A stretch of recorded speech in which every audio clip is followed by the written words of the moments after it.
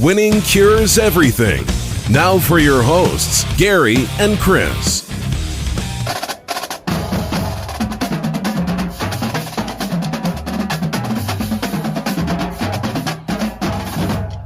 Welcome in. Winning cures everything. It is the Sunday, October 10th edition of the show. I'm Gary.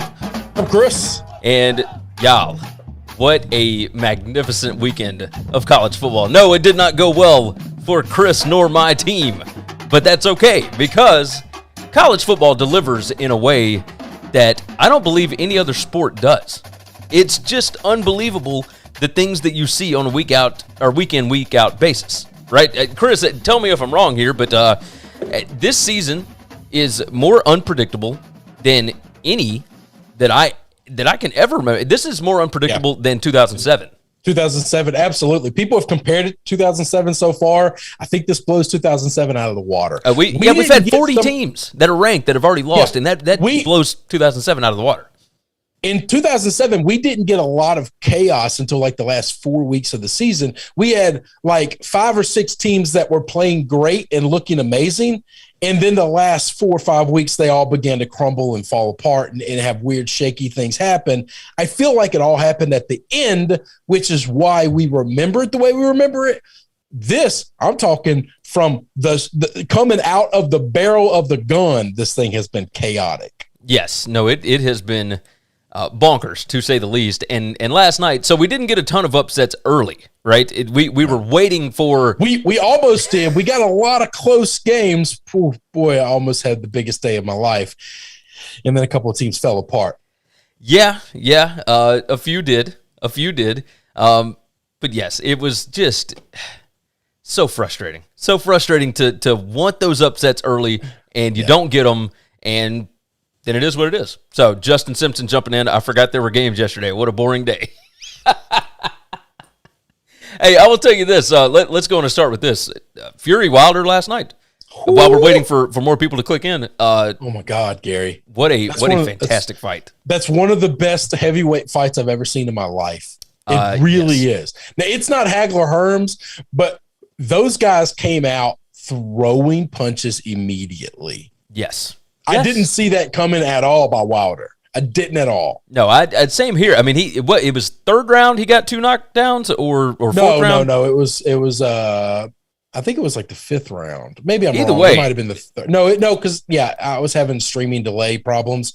It was later. It was like 5th to 7th round, something like that. It was somewhere around there, but it was the 7th because from the 7th until the open. Yeah, the Fury dominated.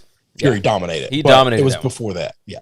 It's we've got some more people streaming or tickling in here, so we'll continue on with this stuff. But that fight was magnificent from the word go. Like, and I was so worried that we weren't going to get the Tide game done early enough. You know, I had so many things going on. I was watching Nebraska screw up against Michigan at the end of that game, and watching Alabama, and I'm watching. I'm trying to keep up with like Nevada and whoever else, New Mexico State, because I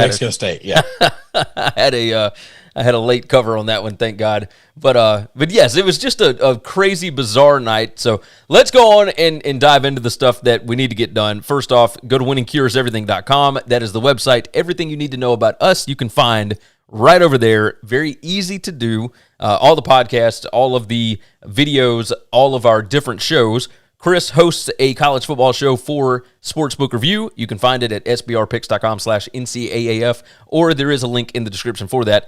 I host the college football show for BetUS. You can find that link in the description as well. You can also just search out either one on YouTube. Very easy to do. So with that said, the show is brought to you each and every time by BetUS, where the game begins. You can get a 125% sign-up bonus just using the promo code NCAAF 2021. It's up to $2,500, and it is Sportsbook exclusive. I can't tell you enough how great of a deal this is. You need to take advantage of it while you can.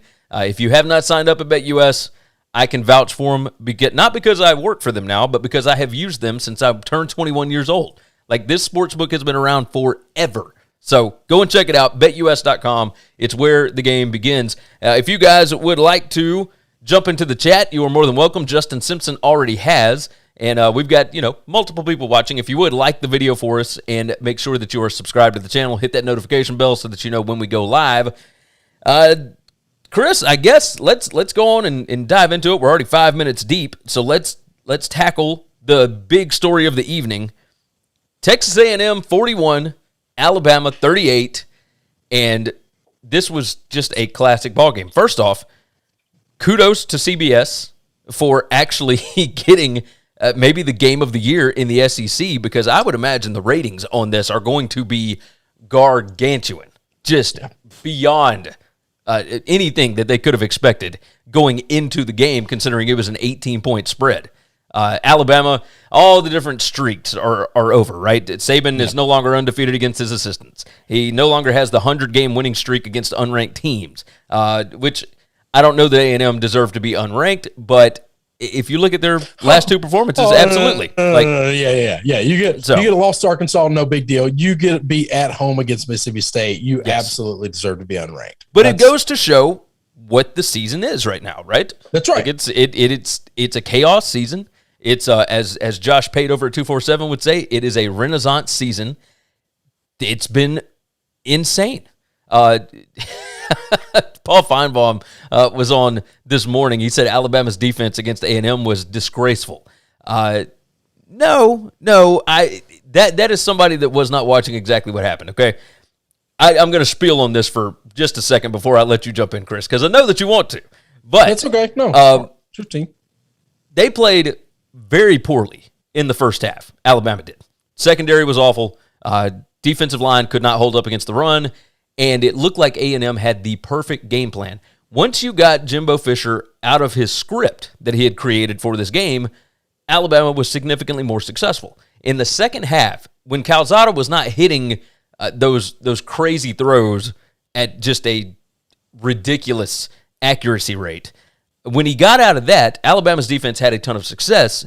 It's just that they had dug themselves into such a hole that Alabama could not get out of it. You had to play almost perfect offense on the road in that environment, and that is really difficult to do, to be able to dig yourself out of that hole. And then, of course, you give up the special teams touchdown after you get one of your own. It's just it's mayhem, absolute mayhem. But Texas A&M did not get their first down of the second half that was not provided via penalty until like 3 minutes left in the game. It was that game-tying drive. That's the first time that they actually earned a first down in the second half. So the defense actually put the clamps on. That's what allowed Alabama to get back into the ballgame. But this looked like a team that had prepped for Ole Miss for a very long time and did not even think about Texas A&M. I mean, it did not even think about them. So, yeah, go ahead. I'll let you jump in here. No, it's just strange. You brought that part up. I'm going to comment on that. It's strange to see a Nick Saban team look like they're not prepared. Yeah, he's been talking about it all year. All year. And they absolutely didn't look like they were prepared at all. It looked like he jokes about, not jokes because the guy doesn't have a sense of humor at all. He talks about how, I don't like losing to anybody, but everybody knows like he doesn't want to lose to Lane, right? Yeah. Like that's somebody that he will give all the coach speak in the world, but he doesn't respect at all and doesn't like at all. And so I don't just know about that, by the way. Yep, that's 100% true. That's 100% true. Everything else you see is just, that's all for the cameras. That's all. I'm not going to be openly an asshole, but you know those people that don't like somebody, but they're still going to say all the professional things about them. No, right? I guess you're right. Yeah.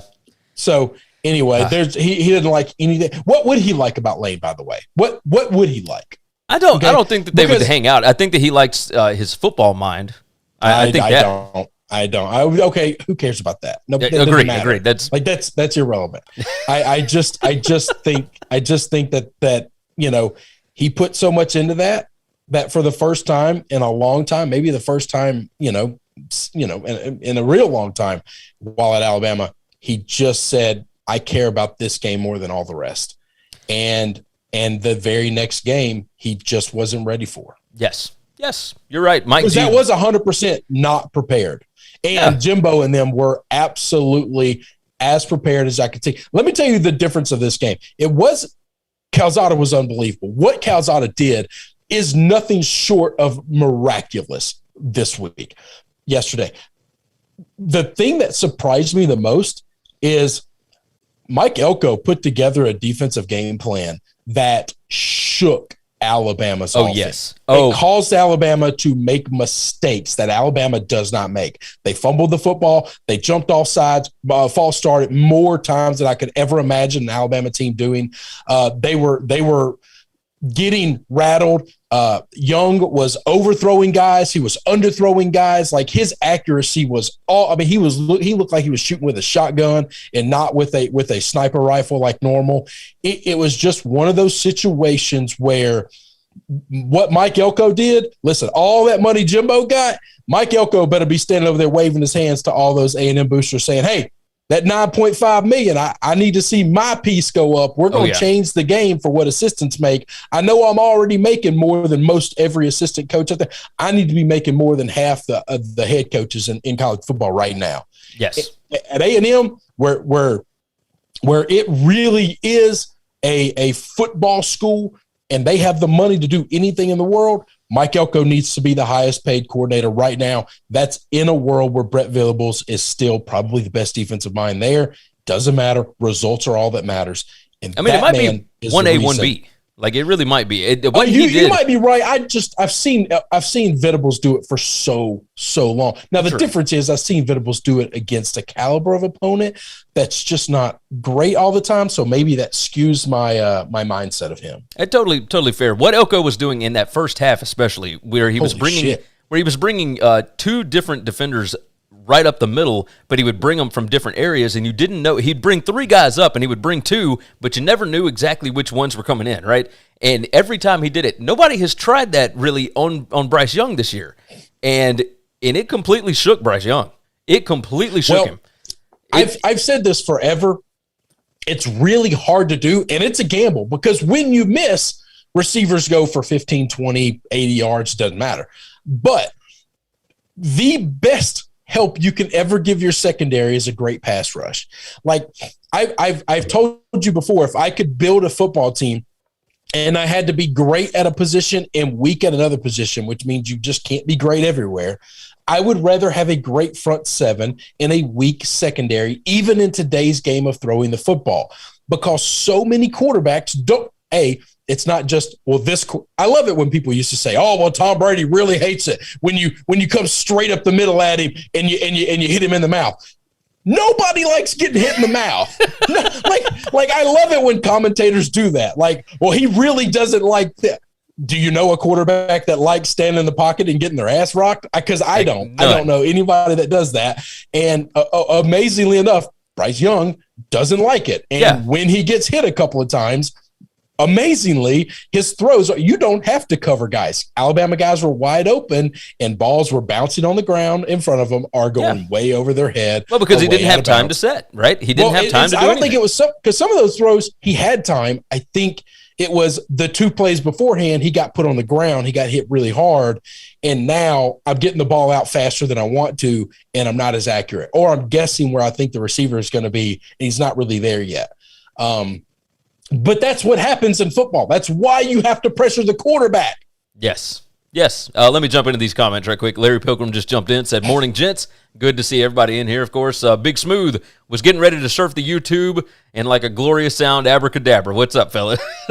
Nice to see you, Big Smooth. And Mike G, how does the Mississippi State Calzada become this Calzada in 1 week? So here's the deal. This was the 11-year anniversary of Steve Spurrier and South Carolina and Stephen Garcia having the game of their lives in Columbia against number 1 Alabama back in 2010. And Stephen Garcia was not an all-SEC quarterback. He was not even a good quarterback that year. Like, he was serviceable. He was fine. But when you have athletes, when you have players that can make plays, so long as the quarterback is having an incredible ball game, then yes, you were going to be able to make plays against an Alabama defense that, for whatever reason, my dad actually sent me this last night, said it's obvious Alabama spent all of August and September working on Ole Miss, and now they can't play their Rip Liz matched man stuff anymore. They looked completely out of sorts in that first half, and part of it was because Calzada was hitting everything everything. I mean, it was unbelievable. He did not have a ball hit the ground in the first half. Like, the only incompletion was an interception. Now, in the second half, they got everything kind of sorted away, but when you have such a magnificent first half, that second half, you're pulling from behind, and it's way tougher to come back from 14 down, and you need perfect execution in a hostile environment, and it's almost impossible to do. I mean, it's you can't do it. Can't do it. The difference between this game and the Florida game for Alabama is Alabama went up 21-3 against Florida, and in this game they were down 17-7 before you could snap your fingers. I mean, it was super fast. So yeah, this was interesting.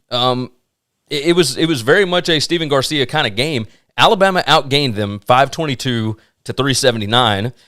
They outpassed them 369 to 285. They outrushed them 153 to 94. They held the football for 34 minutes compared to only 26 for A&M. But Alabama had 2 turnovers. They had 8 penalties for 82 yards. They lost both of those battles, and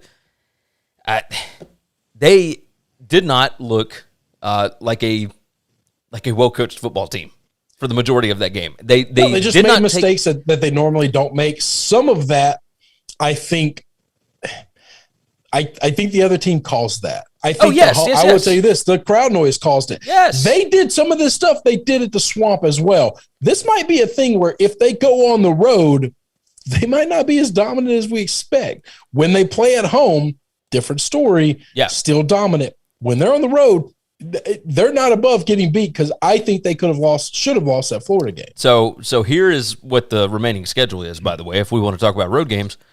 At Mississippi State next week, night game. Going to be interesting, I think, in Starkville. And then you've got Tennessee at home, LSU at home, New Mexico State at home, Arkansas at home, and then at Auburn to end the year.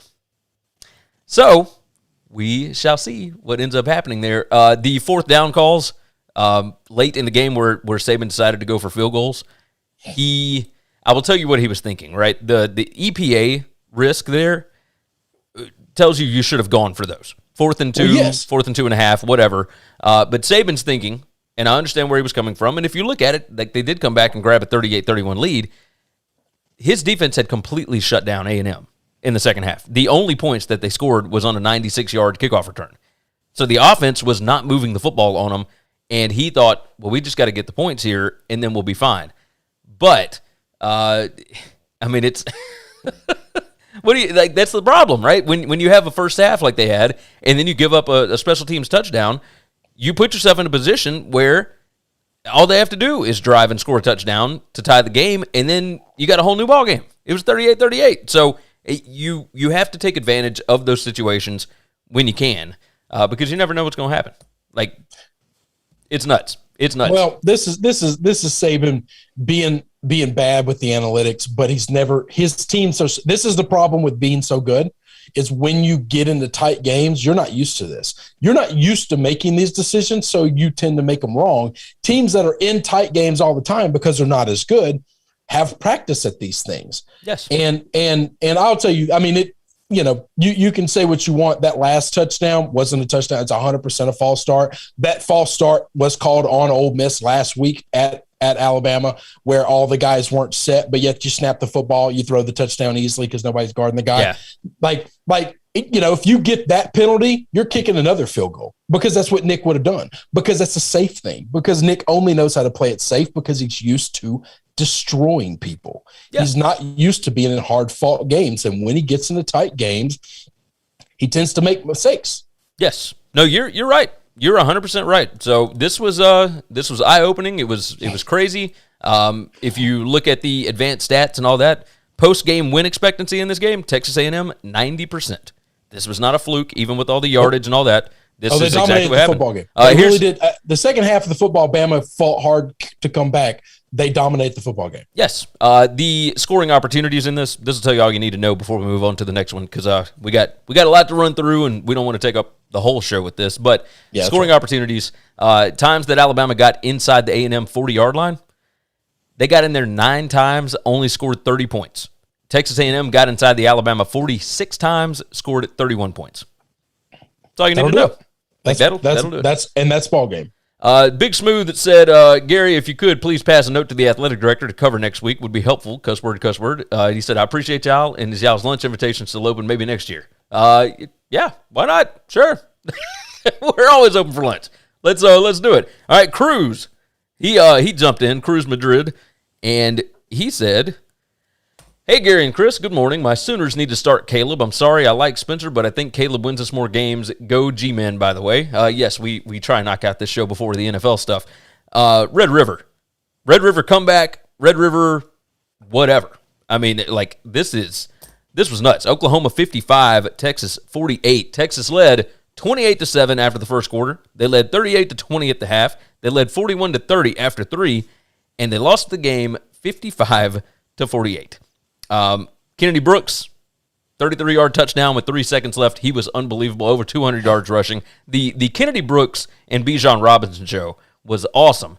But the turning point in this game, and do you remember me talking about this in the preseason, how I don't think the best quarterback on the Oklahoma roster was Spencer Rattler?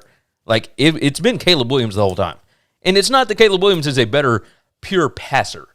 Caleb Williams is a better player overall. Like, Spencer Rattler has a little bit of the Adrian Martinez thing. Like, he does a lot of things well. But you put him into pressure situations, and he's going to find a way to, as you would say, to cock it up. Yep. And that's what he had here. Ethan Broom, this is such a stressful year to be a fan of the Irish. I disagree. I think it's exciting. I think it's fun. But anyway, so I want to get to what Cruz said. First, you don't owe Spencer Rattler an apology at all. No. At all. You shouldn't feel bad either, by the way. That guy's a punk. That guy's a piece of crap, and he's a pretty good quarterback. Okay? For those that haven't seen the video of him in high school, is this what you were talking about, him being a punk? Well, but he's that same guy here. Like, what he was at 17 in high school, I'm not going to kill a guy for, but it's a sign of your character. And if you never grow out of that, then yeah, that's what you are, and you're a piece of crap. This dude thinks that the world should bow to him, and he's so sensitive. And even Lincoln Riley, like, is still in the post game, like, protecting his feelings. He won't give Caleb the credit that he deserves. Hey, by the way, let me stop the media. Okay. That situation after the game, Holly Rowe comes out. She said, I wanted to talk to Caleb Williams. Caleb thought that he was going to have the post-game interview, and Lincoln said no. Lincoln wouldn't let him talk to and I get it, because he's like, a lot of coaches do this with, like, young players, but that's a massive moment. No. A lot of coaches do that with young players at the podium. They don't let them take firing shots at the podium from lots of sports writers. Right. When the game is over and you're the winner, those interviews are the biggest puff pieces you can get. Yes. Nobody is asking you hard questions. Nobody is challenging anything at all. It is all a feel-good story on the field right after you won a big game. That is all that is. That is massive for your brand, and trying to protect Spencer by putting Caleb in a closet. If I was Caleb, I'd be pissed off. And me and my head coach, I was a pretty respectful guy when I was a young guy. I would never once stand up to authority like this. But me and my head coach would have a conversation about, hey, man, this is not okay. You want to protect me from all the vultures out there? That's fine, and I appreciate it.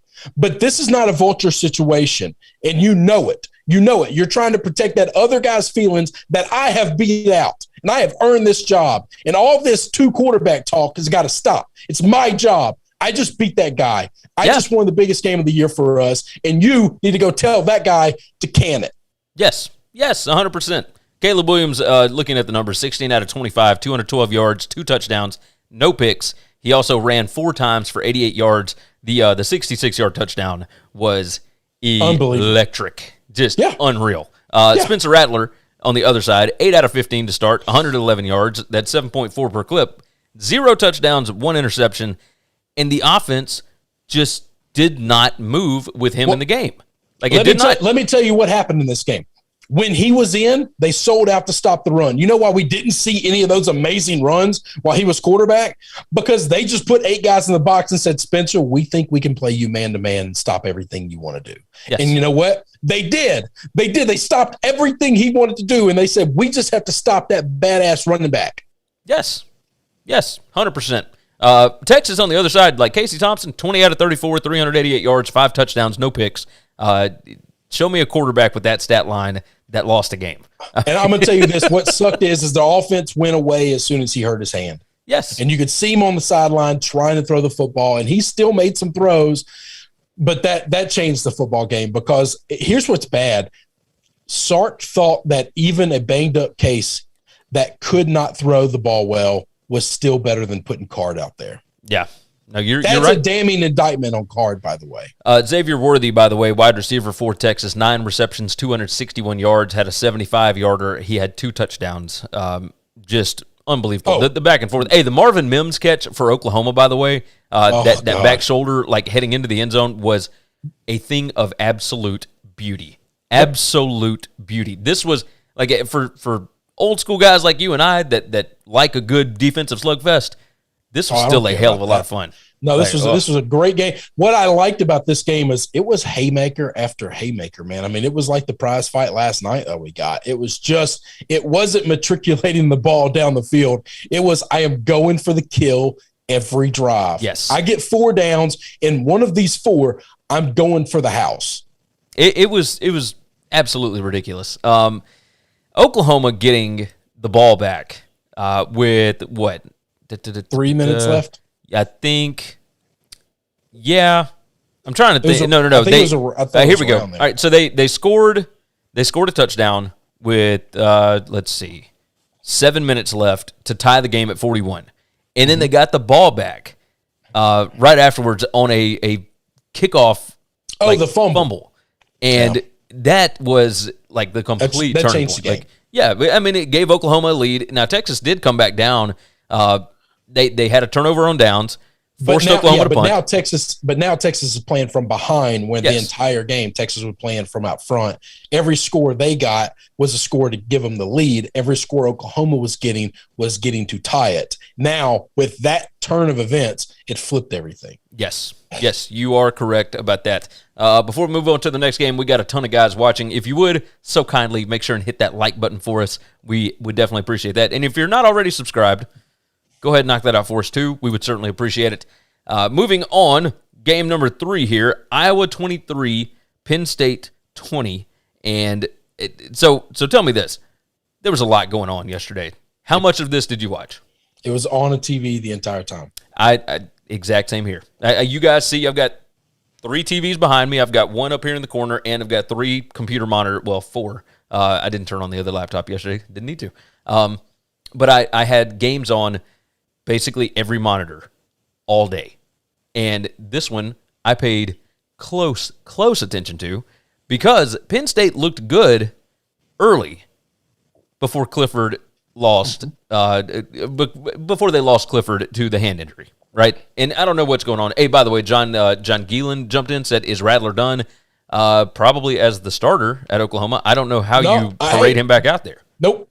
Let me because he has a head coach that is soft as hell. He is going to try to play this 2 quarterback thing so he can salvage Rattler's ego, and because he's afraid of transfers. He wants to take all the transfers he can get, but that man is terrified of losing transfers. It's you might be right about that. I've lost a lot of respect for Lincoln over the last 2 years. This is a guy that I thought was a great head coach, and now I think he's a good offensive mind, but this dude's weak mentally. You might be right. So moving back into this Iowa-Penn State game, this Iowa outscores Penn State 13-3 in the second half. Mike G said Phil Parker's the best defense coordinator in college football that no one talks about. Go Hawks! Yeah, so in our preseason preview for this team, we talked about that. Yep. Phil Parker is fantastic. Like he every year it's but they lost this and they lost all these guys. But they just develop them and they bring them on up again. They bring in new ones every year, and it's unheralded guys that just work their ass off year after year after year, and they play to a system. and they play well. Again, tell me if you've heard this one before. Iowa wins the turnover battle, 4-1. Like, I mean, 4 interceptions for Penn State. The Roberson kid, like, I feel so terrible for him because he was not ready for this situation whatsoever. No, you can't. To get thrown in the middle of a game is a tough situation already. To get thrown in against probably the second, well, I don't say probably, I think it's definitive, the second best defense in all of football right now, like that, and it's not just a good defense. This is a hawking defense. This is a defense that absolutely gets after you. And if you make the slightest mistake, the error of margin of error is just 0 against Iowa, and they're going to take the ball away. They're going to take it away. Yes, 100%. John said, why was there such a huge gap between Clifford and Roberson? Moment aside, the guy sucked. So here's the issue. Roberson is a young guy, but he was never supposed to be the backup this year. Will Levis was supposed to be the backup, and Levis transferred to Kentucky. And you can't blame him because, like, Kentucky's 6-0. Like, they're doing well. Right, yeah, right now that looks like a hell of a transfer. Yes. Roberson, 7 out of 21, 34 yards, 2 interceptions. Like, did not play well. He had 10 rushes for 27 yards, but their offense was non-existent with him in the ballgame. It was just, there was nothing there. And the issue is you never play a game expecting to have to play basically your third string guy, especially on the road in that environment. And sometimes the environment is just too big. Like, we have seen Bryce Young, going back to Alabama, Bryce Young in certain situations has looked like the best quarterback in college football. You put him on the road with a loud, hostile environment like that against a really, really good defense that can confuse you, and nobody's going to look good in that situation. No, there's and not a quarterback on earth that can do the greatest weapons in the world on his side. Yes, and Penn State's got weapons. They got some. Dotson, yeah, but it's not close. But it's not close. You're right. So this, like, to expect anything out of Roberson in that situation, I don't fault the kid. I don't fault him. It's not his fault. Like, I will tell you this: Penn State spent more prep time this week, and I know this from people that actually work with Penn State.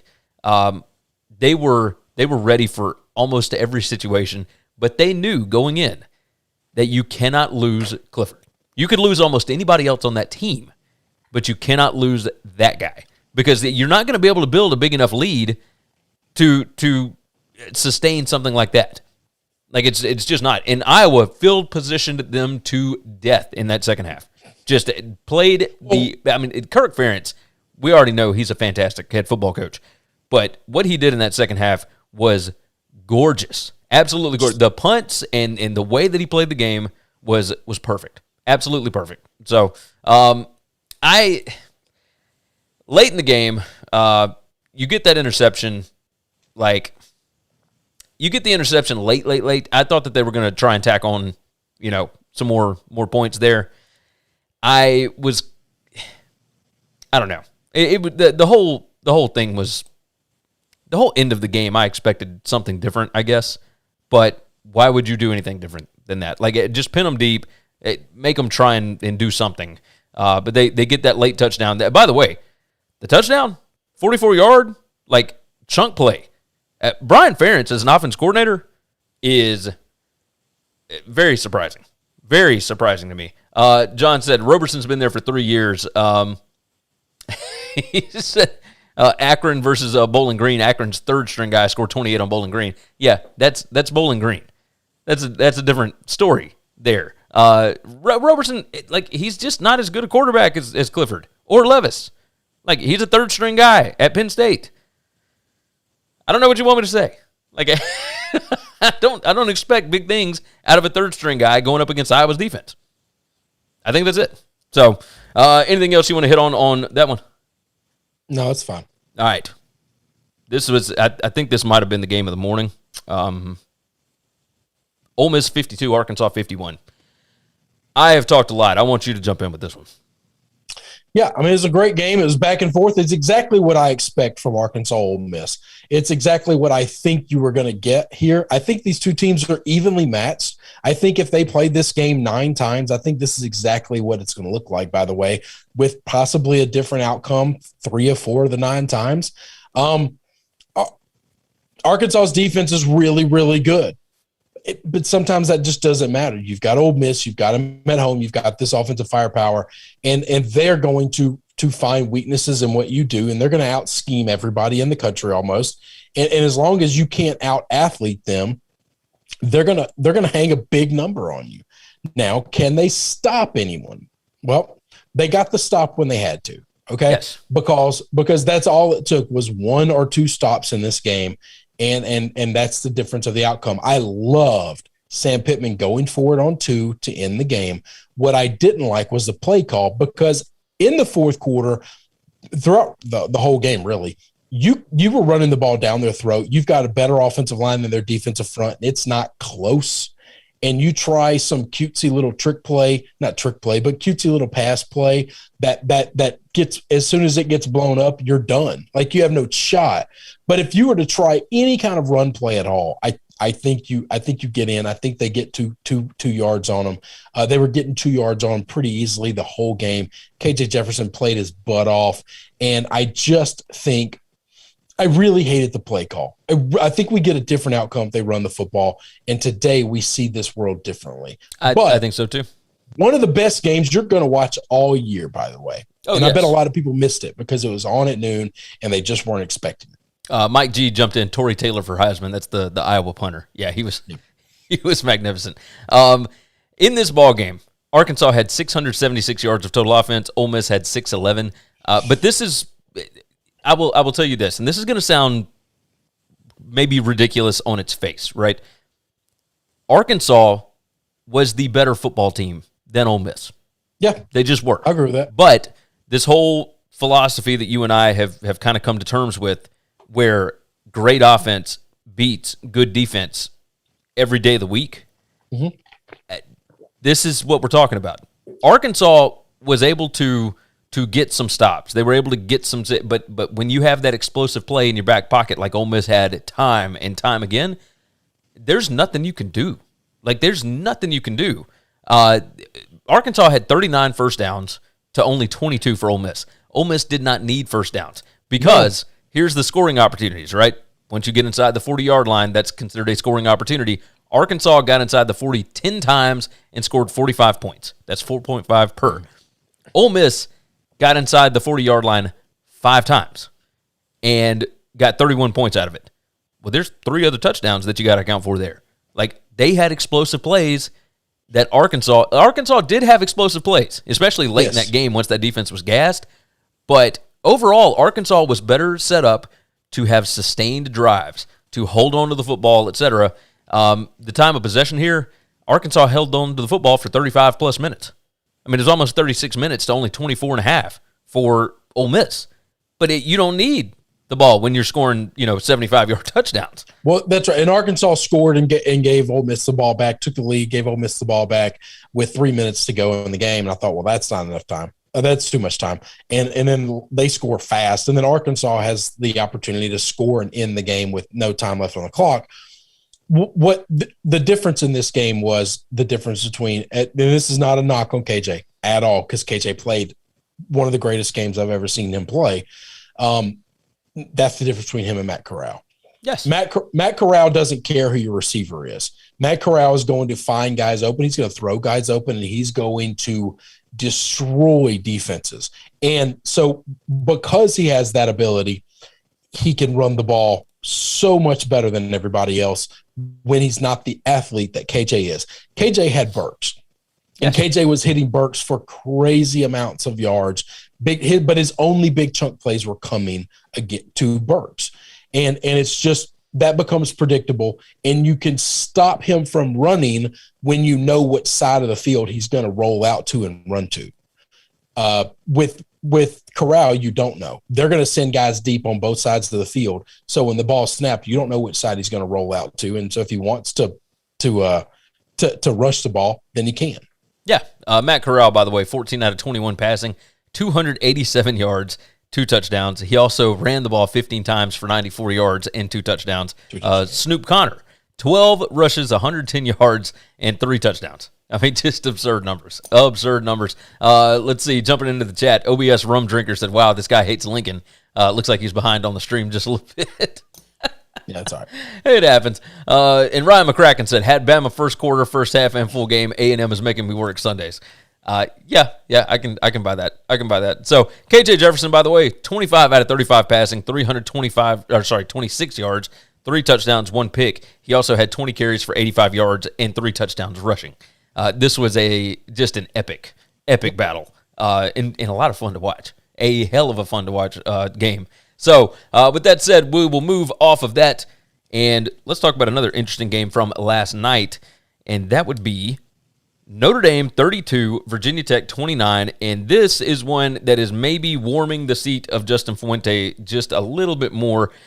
Virginia Tech led this game 29-21 with 3 minutes and 55 seconds left in the game and found a way to lose it in regulation. And Notre Dame is not exactly an explosive offense.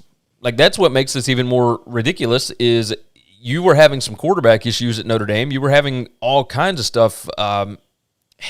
Jack Cohn came back in, saved the day, all that. If you look at the stats overall, Notre Dame, outgained them, but it was nothing crazy. 221 yards passing to 187, 173 yards rushing to 134, which, by the way, their rushing attack looked significantly better, especially in that second half, I think. Tyler Buckner led the team in passing, 6 out of 14, 113 yards, 1 touchdown, 2 picks. But Jack Cohn comes in, 9 out of 12, 108, 1 touchdown. This was Notre Dame is just going to be like this all year. It's going to be like this almost every game. They are just like the cardiac Irish for whatever reason. They're the new Seattle Seahawks. They just don't play normal football games. Every game they play, it's going to be weird.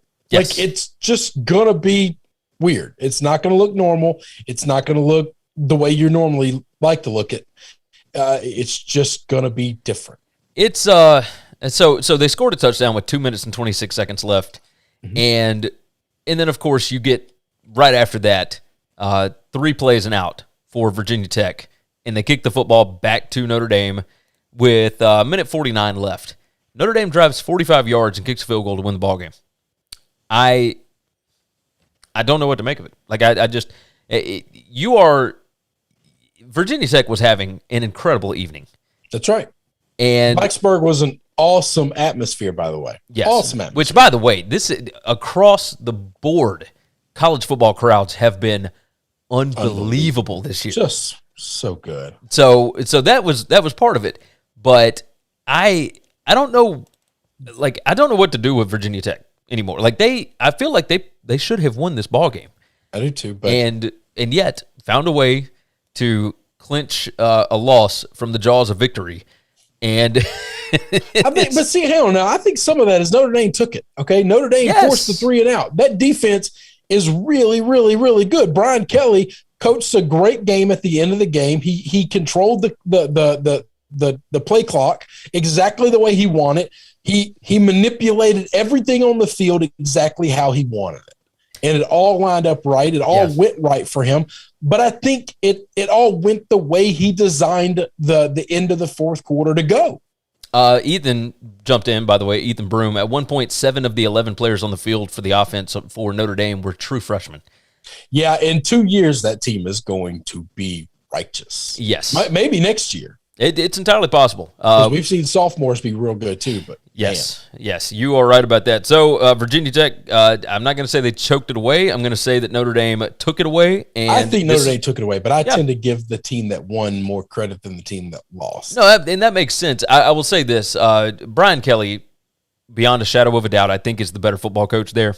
No question. And that's why you and I both bet on Notre Dame. By the way, our picks yesterday, you and I both went 8-3 against the spread. Yeah, so not too shabby. Not too shabby. We got even more people watching right now. We appreciate you guys jumping in. If you would, like the video for us. If you've not already, subscribe to the channel, subscribe to the podcast, all that fun stuff. Let's dive into the next one here. Michigan, 32. Nebraska, 29. And, brother, this is... If this wasn't an Adrian Martinez game, I don't know what is.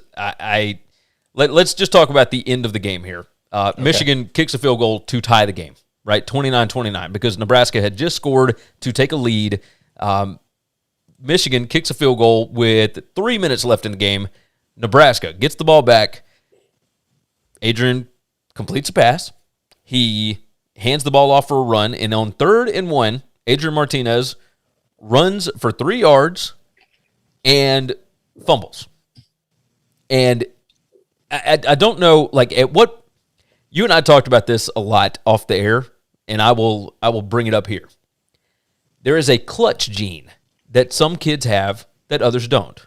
And Adrian Martinez is an incredible athlete, and he can make incredible plays when the game does not depend on it. That's right. And when it gets down to crunch time and you have to have a play, and not – I'm not talking about turnovers or whatever, just don't turn the football over kind of stuff. That's it. We saw it against Michigan State. The worst pass of the game for him was the play that ended it, right? He threw a pass, intercepted, ball game over. You had to have a score there. In this situation, you're in a tie game late, and you're just trying to either drain the clock or make enough plays to get into field goal range. The only thing you cannot do there is turn the football over. And yet, that's what happens. Ethan said Adrian Martinez must bet against Nebraska every week because he makes the same mistake every week. Well, that's the thing. It's a different mistake every week. Like, it all looks the same. But it's a mistake. It's a mistake every time. When he needs to make the play, he just can't do it. He just finds a way to make the mistake more than make the play. It is so frustrating to see because you know that he's good. If you look at the box score, 18 out of 28, 291 yards, 3 touchdowns, 1 interception, ran the ball 8 times for 38 yards, 1 touchdown. Like, he is the offense. He makes the whole thing go. And Nebraska has been pretty good. Their defense has been really good, but you cannot be a good defense when you get put in awful situations. And that's what Martinez does time and time again, and it drives me nuts. Nuts, because I want them to – I think football is better when Nebraska is good. Well, the game was exciting at least. Yes. So last night we can't say that this was bad Nebraska. No, okay? It wasn't because bad. The game was unbelievable. The crowd was unbelievable. I've got a couple of friends that I know that are Nebraska people, and they were at the game and they were tweeting pictures out in the game. And it was an incredible atmosphere, and their fans were rocking because they were in that thing and they felt like they had a chance. And it's been a long time since they've been at home in a big game where they felt like they actually had a chance to win it or to see something special in the fourth quarter. I think that was okay and that was important. It's just one of those things that when they have to make the big play to win, they don't. The post-game win expectancy in this game, Nebraska 62%. And so basically, for those that aren't up on the advanced stat stuff, you take those same statistics that happened last night and you play the game 100 times, Nebraska wins at 62 out of 100. It's infuriating. Like, absolutely infuriating. Well, we haven't even talked about the team that won the game. What do you think of Jim Harbaugh right now? What do you think of this Michigan team? And what do you think of their record of 6-0? So I think that Harbaugh figured out that, no, we are not going to be Ohio State. We're not going to be Alabama. We don't have that talent, but we can have an identity, and we can be tougher than all these other teams that we're going to play. And so long as they play to an identity and don't make mistakes, they are a really good football team. Now, a really good football team. Let me tell you who I think he's trying to be. And I don't think they're this. I think he's trying to be Iowa. Yes, with a better offense, I think. A better offense, but not nearly as good of a defense. No. Still, we're winning the football game from the defensive front. We're trying to win the turnover battle. We're trying to take the ball away actively instead of just getting stops. We're getting better at those things. I think that's what he's working on. And then from an offensive perspective, I want to run the ball and I want my offense to play more safe. But still, when the opportunities come for big chunk plays, don't be afraid of them. That's exactly what Iowa looks like, just not nearly as good on defense. Yeah, I can totally agree with that. Trying to be Ohio State, trying to be Alabama, you're exactly right, isn't working. Didn't work for the first 4 years, whatever.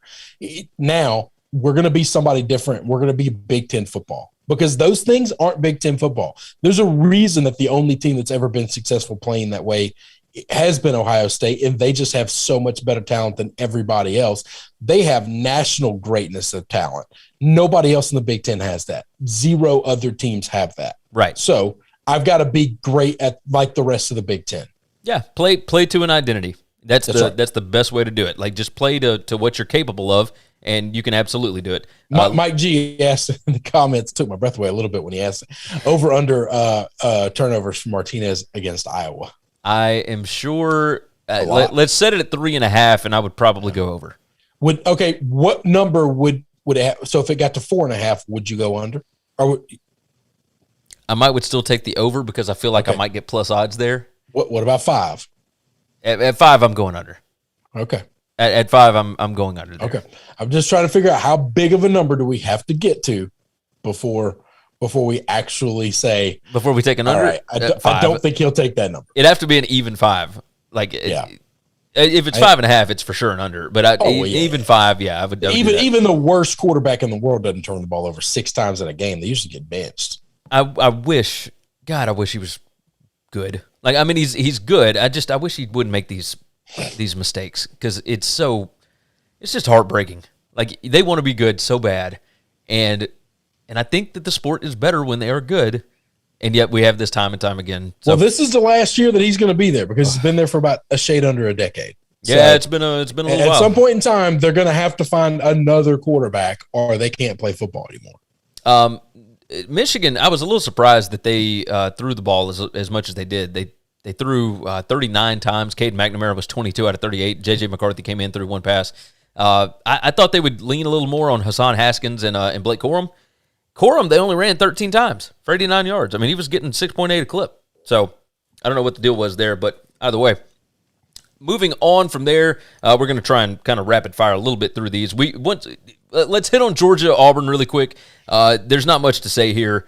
It was just a woodshed kind of game, and exactly what we expected out of Auburn in this situation because Georgia's defense is just absurd, absolutely absurd. I don't know even what to say. Like, Auburn gained 318 yards. But Georgia has this ability to play a bend, don't break defense if they want to, but they also have the ability to play a don't bend and don't break defense. Like, they can shut you down when they want to. They can create turnovers. They're awesome. The Auburn's entire offense this season has been running the football. They only had 46 yards rushing on 29 attempts in this game. Backyard Bo was able to do some crazy stuff in this game. He had 272 yards passing, but this was, well, not him. I take that back. TJ Finley had a few yards and whatnot. But Bo Nix, 21 out of 38, 217 yards. He did have the one pick. Georgia's awesome. And Stetson Bennett, as much as everybody dogged him last year, like, he is the saving grace here. Hey, but let me get your thought on this. Before the game, Kirby said that JT Daniels, like, it's a pain tolerance issue. Like, basically, he's been cleared. He's good to go. But it's just, like, how much pain can he play with? So I know you got to be careful with, like, obliques and lats and all that kind of stuff, right? Because you don't want it to be a longer injury. But I'm real curious, like, does the team side with Stetson because he's out there? Like, does this become a locker room issue later on down the line? How would you make a change? I don't think you should. Stetson Bennett has been incredible. 14 out of 21, 231 yards passing and 2 touchdowns. Until we get in a game, until we're actively in a game and we're struggling to have an offense, why would you make a change? I don't think you would. Okay. I don't think you would. So there's no need in even talking about the other guy. So really, it just doesn't matter. Are we basically saying that JT Daniels is not the starter until? Well, yes. Like, I just find it a little strange. Like, he's supposed to be the guy, and I don't think he's the guy. I don't know why you would make a change. No, the mailman is the guy for Georgia. So let's dive into this one right quick. This is the one that I wanted you to discuss, and you have wanted to discuss. Kentucky 42, LSU 21. This was a 35-7 ball game in the third quarter. It was as ugly as you could imagine. Ed Orgeron came out after the game and said that he was surprised by Kentucky's ground game, and I don't know why you would be surprised considering they have led the league in rushing for a while. So like, I don't get that. The AD and the president of LSU were both in attendance at this game in Lexington. That is not a common on the sideline the entire time. Not a common occurrence. That does not usually happen. However, this is the first time that they've played in Lexington in forever. So okay, so that warrants a special trip by the powers that be. I'm trying to not make as much out of it. If the first time they went to Vanderbilt, would they just go there too?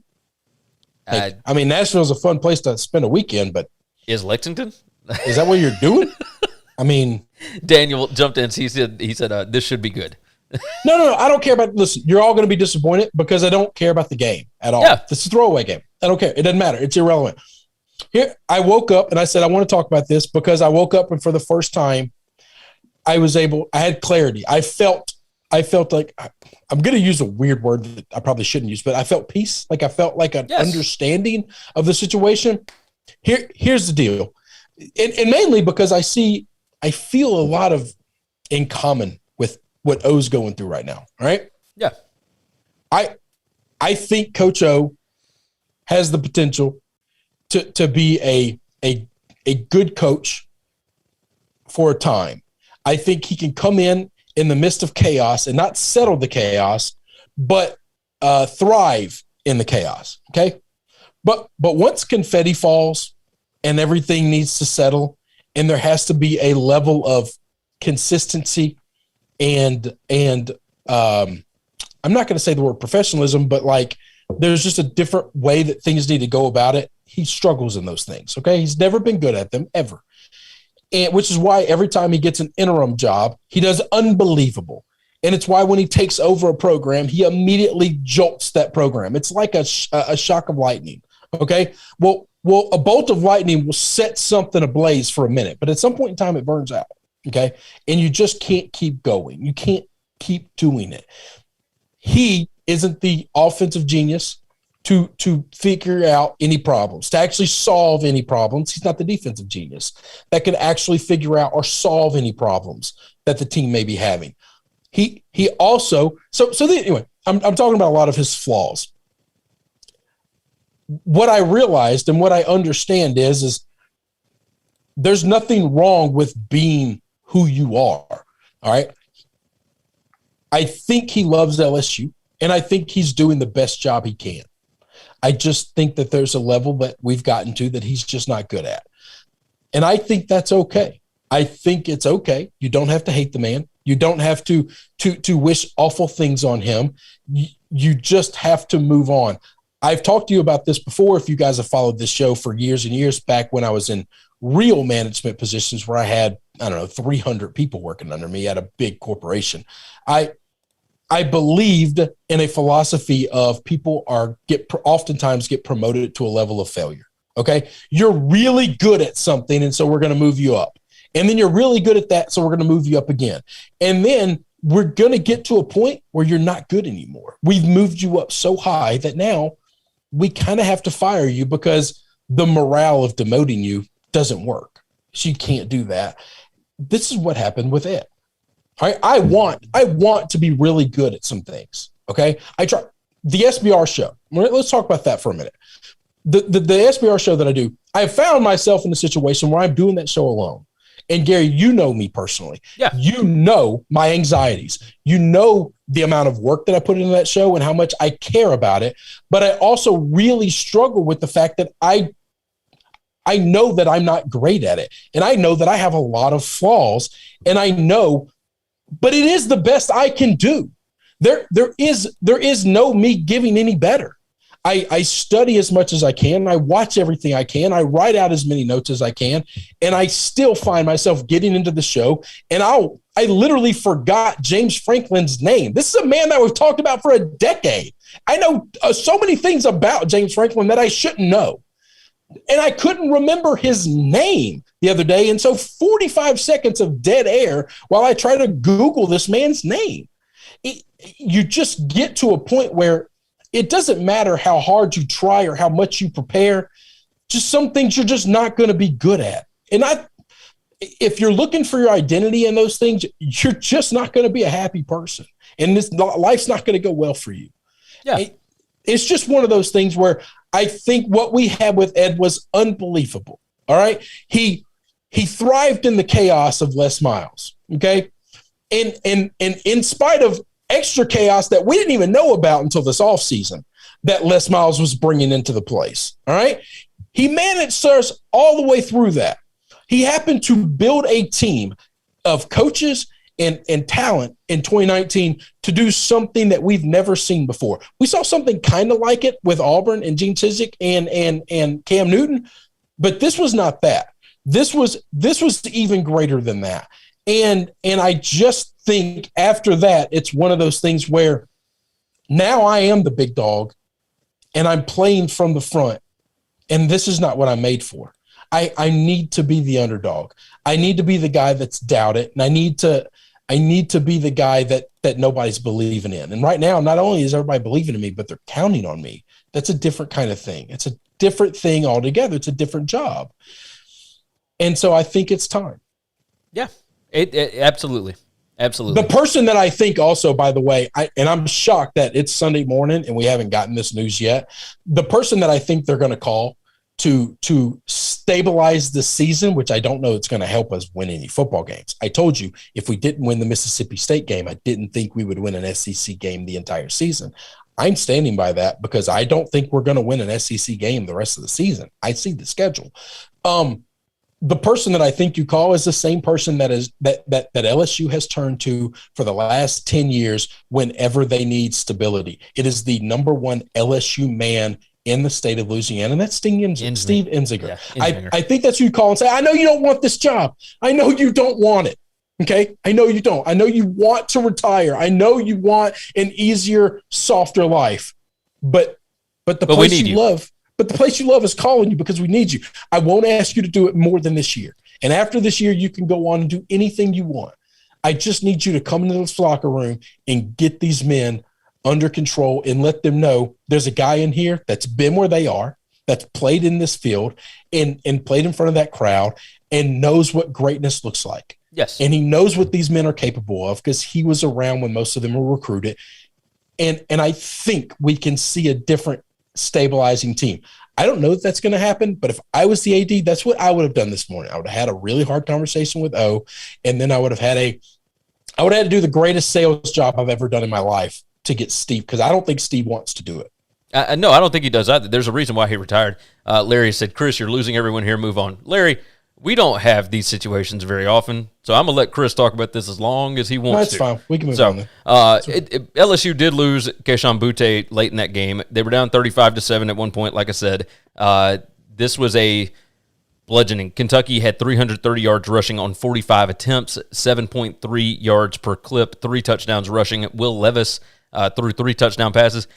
Will Levis only had 3 incompletions in the game, 14 out of 17, 145 yards. Kentucky did whatever they wanted to on this. Larry said much love. This is, look, LSU got out-physicaled in a way that they do not get out-physicaled by teams like Kentucky.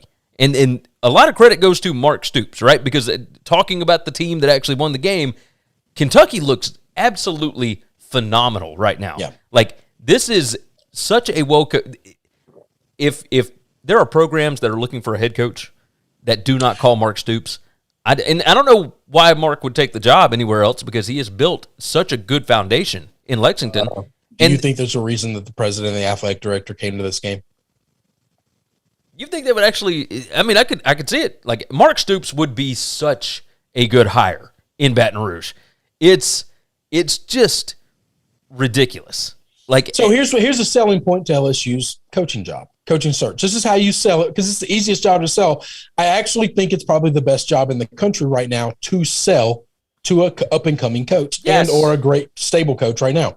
We've won 3 titles in 20 years by 3 different coaches, 2 of which are nationally seen as buffoons. Yes. Okay. Which tells you it's not the head coach. If you can come here and not be a buffoon, you can win a championship. You can win more than one. You're not doing at Kentucky. Something you're not doing at Ole Miss. Something you're not doing at Michigan State. This is something you can do because look at the last 2 guys who've done it. Yes. And by the way, for LSU, it's like you said, the schedule, it does not get easier. You've got Florida. Over. It's the season's over now. Yeah, Florida, Ole Miss, Alabama, and Arkansas, all in the next 4. So that's going to be rough. We didn't talk about Kentucky at all. Kentucky's great. Kentucky's 6-0. Holy shit! Nobody in the world saw this. They've got a clash coming up with Georgia that should be epic. There's a world in which this sucks for Kentucky because you're going to be on a national TV scale level game with Georgia. And Georgia just is a smoke show right now. They're just steamrolling everybody, and that kind of sucks. I think there are ways that Kentucky can stay in that game. They have to. I'll tell you this: they have to make Kirby Smart make a quarterback decision. They have to make this game so ugly from a defensive side to where Georgia's offense is uncomfortable. Then they don't know who to play, and then you got Kirby making decisions. Once Kirby starts making decisions in games, he's usually bad at it. Yeah, like you're Saban. Right. You're they right. play great from the front. They don't play good in the back. This game was 14-13 last year, Georgia and Kentucky. So, or 14-3, sorry, not 13. Let's move on. Florida State 35, North Carolina 25. We talked about it before the game. We talked about it when we were making our picks. North Carolina with Mac Brown has never beaten Florida State from his early time there to now. And look, this was not a fluke. There was nothing fluky about this. Florida State had yards per game edge or yards per play edge. They outgained them overall. It was just the whole situation here. North Carolina had 12 penalties for 110 yards. They lost a turnover. Florida State did not. Florida State was the better prepared team overall. Florida State didn't even have to score in the fourth quarter to win this game by double digits. Is there a team that was more overhyped in the preseason than North Carolina? I will tell you this. I don't know how many other people think this. I think Mac Brown might retire at the end of the season. I mean, if this was the best you were going to have and this is what you're getting, then why are you still doing it? Because here's what's sad. I said this to our group text, and I'll say it now. I didn't until this morning. We were preparing for the recap, and I'm going through the schedule, and I'm going through the games last night that I didn't touch on at all, and I didn't watch it all. And I was just like, oh, I didn't see what that Florida State North Carolina score is. Did North Carolina cover? Did Florida State cover? Like, what happened? And I noticed that Florida State won the game kind of handily. And I thought, whoa. I know it's a credence to a crazy, chaotic Saturday, but how bad have things gotten in North Carolina that this was a top 10 team in the country preseason, and now they get upset by a double-digit dog at home, and it doesn't even make the news. Like, it didn't get I didn't see a tweet about it by a national columnist. I didn't see it on ESPN. Like, nobody has talked about it that's not a North Carolina or a Florida State person. And I thought, that's sad. Like, that's really, really sad. You don't want to you can be bad, okay? You can be bad. You don't want to become irrelevant. But that's what that is. Virginia Tech wrote the script for how to beat North Carolina. But most dudes don't have the talent Virginia Tech does. You can get the script all you want, Gary. Right. If you ain't got the actors, baby, the play's going to suck. But that's the deal is Georgia Tech has the same kind of athletes that Virginia Tech does. Florida State certainly has the kind of athletes that Virginia Tech does. I didn't think Florida State had the defense. I will tell you. Tech had. I'll tell you what surprised me in this. Jordan Travis, 11 out of 13 like Mackenzie Milton didn't even play. Travis, but Mackenzie Milton hadn't played in 2 weeks. Like, Travis is the better quarterback. This breaks my heart to see, but yeah. 11 out of 13 passing, 145 yards, 3 touchdowns. He had 14 carries for 121 yards and 2 touchdowns. Yep. Just ridiculous. All right, we're going to try and steamroll through now we can the rest of these. Like real roll. Utah gets a big win. Lost a teammate. They go into USC and dominate 42-26 in this one, and it wasn't even close. They were up 35-10, I think it was at one point. I'm trying to pull up dominated the numbers. I mean, it just dominated. It was not even close. USC did put up a bunch of yards, 493 yards to 486 for Utah, but 401 of that 493 was passing.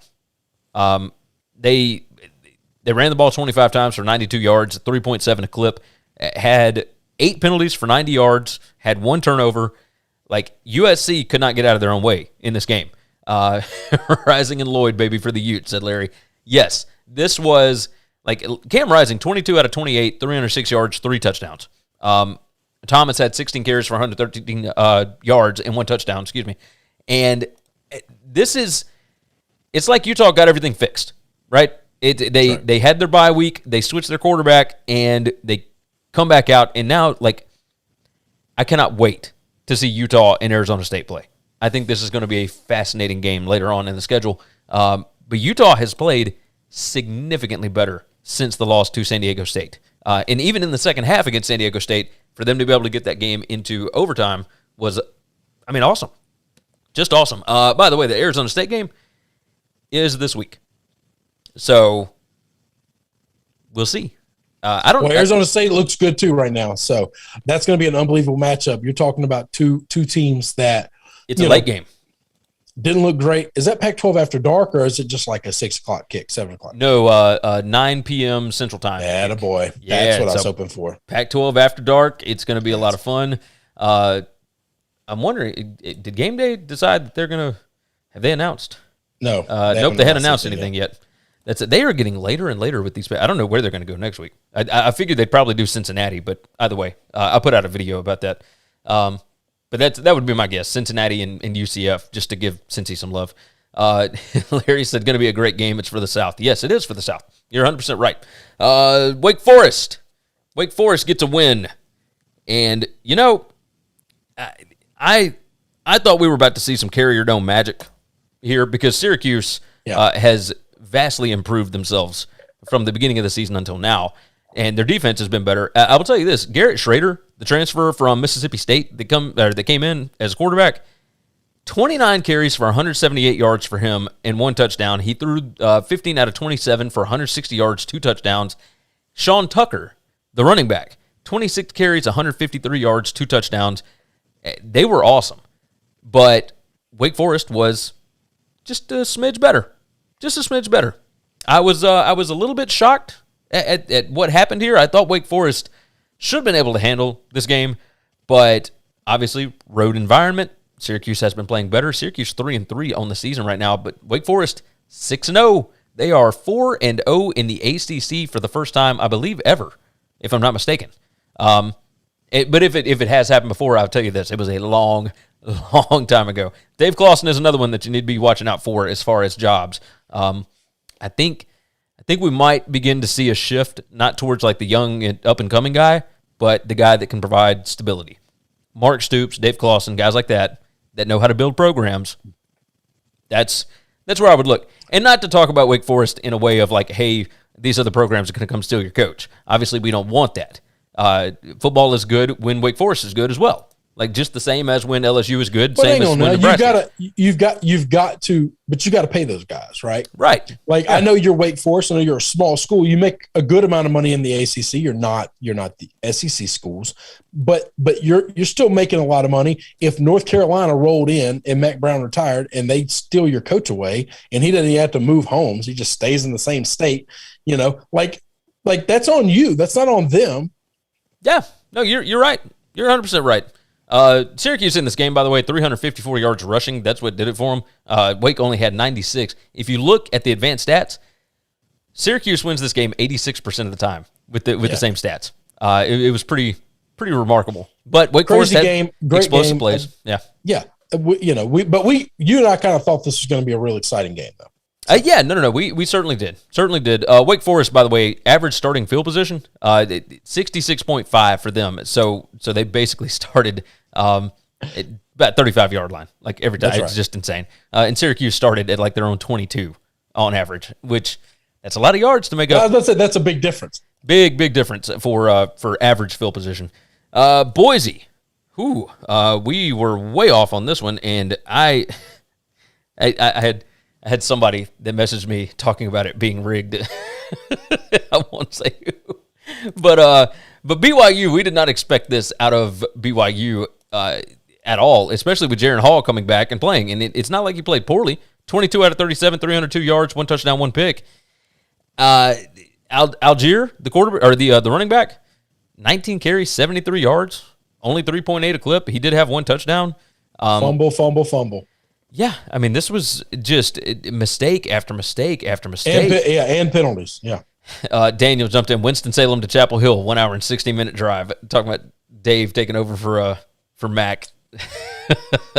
BYU had 4 turnovers, 3 fumbles lost, 1 interception thrown. They outgained Boise. Boise is 3-3 now. They were 2-3 coming into this game, and it has kind of been routine that BYU just handles them. And the fact that this game was in Provo and it was on ABC and they looked the way that they did, that was very disheartening. I will say that. Yeah. Well, I mean, this is one of those things where, 75 yards and penalties and 4 turnovers. Like, this is a team that just did not prepare for this game. They I don't care how prepared you were, you just were lackadaisical. You were careless and reckless, and you can't do that. You just can't do that, especially against good teams. And while Boise State hasn't been the Boise State of old, the Boise State that we've seen over the last decade, they're still a really good football team. And if you go into them and you overlook them, you're going to get your ass whipped. And that's what happened in this game. At no point in time did BYU have any control of this game at all. Boise dominated it from start to finish. Well, and 75 yards and 4 turnovers is a killer. No, it absolutely is. But BYU was up 10-0 after the first 2 drives of this game. Like, it looked like BYU was going to run away with this thing. Boise gets a 14-play yard. But that's when the mistakes started making. Yeah, no. So they give up a field goal, make it 10-3, and that was a 14-play, 59-yard drive that took 5.5 minutes. Like, it was a beautiful drive. BYU had to punt, Boise had to punt, and then BYU fumbles, and you got Boise touchdown, another fumble, Boise touchdown. It just, and then Boise kicks a field goal at the end of the half. Like, at that point, it was almost like the game was over. Like, that's right. It's tough. It's very difficult to maintain that stuff. Let's see, we got a few more to hit here. We'll move to the Pac-12. First off, even more viewers coming in. We appreciate you guys. Like the video for us, and make sure that you subscribe to the YouTube channel and to the podcast. We would appreciate that. Leave a nice 5-star review for us. Moving on, like I said, Pac-12, Washington State gets it done, and you and I had questions about this. Washington State 31, Oregon State 24. We worried that the 2 massive wins for Oregon State might put a little complacency into that program. What's that complacency? I don't want to use the word complacency, Gary. I just think at some point in time, teams that play above their head for a while, it's awesome. It's unbelievable. But they come back down to earth. It wouldn't surprise me for them to find a loss in the next game or two, no matter who they play. And I actually think those losses are good, because then it kind of, all right, now we got to get back to the grind. What did we do to get where we were? And we reevaluate things, right? It's exactly what I said was going to happen. It absolutely happened. Jaden DeLaura, yes. Oh boy, Rolo's got him a quarterback, baby. How in the world did Jarrett Garantano ever start for this team? Like, how did that ever make sense? Like, all the rest of these guys are young, and Rolo didn't know who he had, and so he just played the oldest, most experienced guy. DeLaura, 32 out of 46, 399 yards, 3 touchdowns, 1 interception. He was a fraction of an inch away from 400 yards, 3 TDs. Man, Rolo's got. If Rolo can get a quarterback, things get crazy up there. If you don't have a quarterback, they're pretty easy to beat up on. No, you got that right. Chance Nolan, by the way, one of the most efficient passers in the country heading into the game. 11 out of 25, 158 yards, no touchdowns, 2 interceptions. BJ Baylor still had a day. 18 carries, 145 yards. Deshaun Fenwick had 15 carries, 127 yards rushing. Both of those averaged over 8 yards a carry, and Deshaun had 2 touchdowns. So, you still had a shot late in this game to come back and tie it. 4th and 10, near the red zone or in the red zone. I don't even remember where it was. I had the game on for a split second, but going back and trying to watch a little bit of it this morning, like, Washington State basically took over in the second half and just, Larry said DeLaura has been injured. He did pretty decent last year. He was injured for a little bit last year too. Yeah, I was about to say he's kind of hasn't had a healthy season yet. Yeah. Can he stay healthy the rest of this season? Because I think that's their only chance of being competitive in these Pac-12 games. Yeah, I do wonder about that. He's 6 foot and 190 pounds. He's a sophomore from Honolulu, and I mean He's awesome. He's awesome when he's healthy, for sure. Angelo jumps in. Georgia's going to beat Kentucky by at least 21 points. That would not shock me, but it also wouldn't shock me if Kentucky made a game of it. So, Virginia, 34, Louisville, 33. I wanted to hit on this because Louisville seemed like they had this game ready to roll. And just 21-3 in the fourth quarter for Virginia. Louisville came out and scored 20 points in the third quarter. Won that quarter 20-0. And this was just back and forth. I mean, just incredible football. Virginia, the way that they have shifted their offensive philosophy, they are throwing the football all over the place. Brennan Armstrong, which you would have never convinced me that he was going to be like a massive, massive quarterback. And 40 out of 60, 487 yards, 3 touchdowns, 2 interceptions. And Virginia only had 35 yards rushing on 25 attempts. Like, Bronco Mendenhall knows we don't have the dudes to be able to run the football. So we're just going to shift the game plan, and we're just going to throw it every time. That's right. And it works. Well, it works against teams like Louisville. I mean, it works against teams that can't play defense when you go one-dimensional. But so tough. What are the expectations, with the Cavs? Like, the Wahoos. Oh, not a lot. Yeah, it's a great thing. I'm just my LSU Tigers are one-dimensional also. We can't run the football. We just throw the ball. But in the SEC, you get killed. In the ACC, no big deal. No biggie. Find a way to make it work. Malik Cunningham played pretty well in a loss, 17 out of 25, 270 yards. That's my guy, too, man. I think this kid is really special. I like watching him play a lot. I just find him likable, and I think he's a great leader. I don't think that team is good. Will Satterfield stay there long enough to build around him? And because it ain't often you're going to have a special quarterback now. No, you're not wrong about that. I think he's special. The rest of that team, not very special. He's a junior, so he's got like 1 year. He's from Montgomery, Alabama. Does he? I think that he'll stick around for his senior season. I don't think he's a threat for going pro. No. Hassan Hall, by the way, Louisville running back, 14 carries, 162 yards, averaged 11.6 a clip with 1 touchdown. Just ridiculous. So Tyler Harrell, by the way, 2 receptions for 100 yards with 1 touchdown. He had a 92-yard touchdown in this game. Pretty awesome. All right, got a couple more that I want to hit. UTSA 52, Western Kentucky 46. And brother, we called this one, but maybe didn't expect this many points. I did feel like UTSA was going to be able to run the football, but it was not running. That got him. Sincere McCormick had a day, 23 carries, 120 yards, but he had to catch 2 passes for 22 yards. This was more so Frank Harris, 28 out of 38 passing, 349 yards, 6 touchdowns, and 1 interception. God. Bailey Zapp, by the way, the Houston Baptist kid that transferred over, 38 out of 60 passing, 523, 5 touchdowns, 1 interception. This was all gas, no brakes, right? Yeah. The only thing I thought of when I saw this final, I was grateful. I had them. I had a lot on them, and I thought, well, that'll be the last time I'll get this year. They're not going to be catching points the rest of the year, in my opinion. You're just not going to get that. They're going to have to play from the front now. They're going to have to play as a favorite. UTSA got outgained 670 yards to 564. Didn't matter because they found a way to make it work. And that's right. I mean, cheers to it. This was it was pretty crazy. Post-game win expectancy, like even with losing the yardage battle by like 130 yards, they still had a post-game win expectancy of 76%. So they did fairly well.